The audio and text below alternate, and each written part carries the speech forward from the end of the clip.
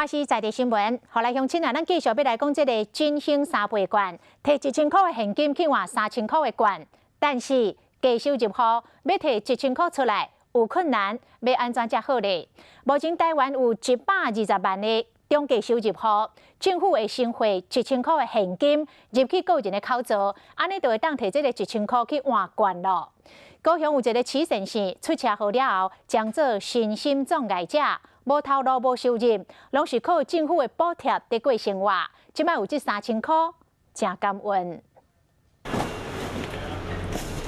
这就主要是慈善县逐个月开销上大的生活必需品。2年前，一场车祸夺走伊的健康，变成身心障碍者，嘛无多搁食头路，无收入，只靠政府的低收入户等等的补贴过日子，已经真正力啦。更加免讲逐个月都要开至少2000块买肉煮啊。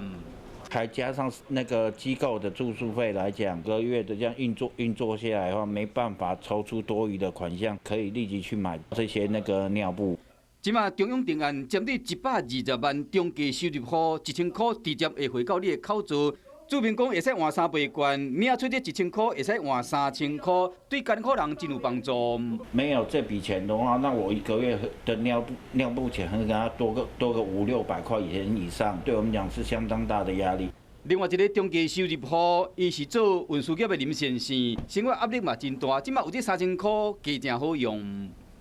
那每天的吃喝也是要开销啊，还要把它买一些